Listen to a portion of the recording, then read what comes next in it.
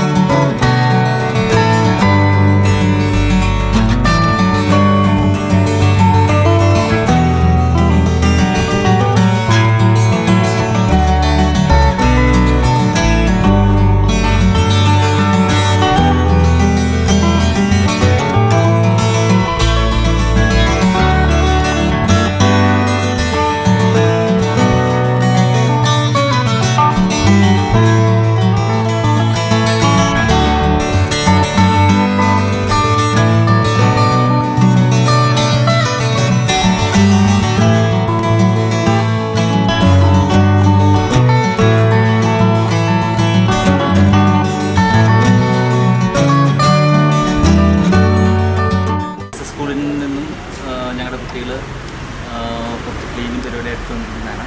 അപ്പം അവരുടെ ആ ഒരു ചെയ്യുന്ന കോഴ്സിൻ്റെ ഭാഗമായിട്ടുള്ളതാണ് ക്ലീൻ ചെയ്യുക എക്സലങ്ങളൊക്കെ. അതിൻ്റെ ഭാഗമായിട്ട് ഞങ്ങൾ ഇവിടെ പോലീസ് സ്റ്റേഷനിൽ വന്ന് അതിൻ്റെ ചാർജ് വഹിക്കുന്ന ഓഫീസർ, പ്രിയപ്പെട്ട കുട്ടികളെ, ഇവിടെ ഗൈഡ്സ് അല്ലേ? ഗൈഡ്സാണ്. ഇന്നത്തെ പ്രത്യേകത എന്ന് പറഞ്ഞാൽ വേൾഡ് എൻവയോൺമെൻറ്റ് ഡേ ആണ്. എല്ലാ വർഷവും ജൂൺ 5-ന് നമ്മൾ ലോക ഒട്ടുക്കും നമ്മൾ പിന്നെ ആചരിക്കുന്ന ഒരു ദിവസമാണ്.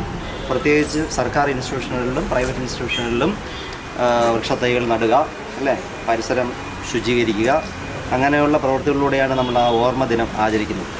അപ്പോൾ വേൾഡ് എൻവയോൺമെൻറ്റ് ഡേ എന്ന് പറഞ്ഞാൽ തന്നെ അറിയാം, നമുക്ക് പരിസ്ഥിതിയാണ്. പരിസ്ഥിതിയായിട്ട് ബന്ധപ്പെട്ട എന്തുണ്ട്? പുഴകളുണ്ട്, നദിയുണ്ട്, മണ്ണുണ്ട്, കല്ലുണ്ട്, വായുവുണ്ട്, അന്തരീക്ഷമുണ്ട്, അല്ലേ? ഇതെല്ലാം നമ്മുടെ പരിസ്ഥിതിയായിട്ട് ബന്ധപ്പെട്ട് കിടക്കുന്നതല്ലേ? എയർ പൊല്യൂഷൻ, പലതരം പൊല്യൂഷനുണ്ട്, പലതരം മലിനീകരണങ്ങളുണ്ട്. എയർ പൊല്യൂഷൻ, പിന്നെ സൗണ്ട് പൊല്യൂഷൻ, വാട്ടർ പൊല്യൂഷൻ. ഇപ്പോൾ പൊല്യൂഷൻ നമ്മൾ എവിടം വരെയായി? സ്പേസിൽ വരെ പൊല്യൂഷനായി.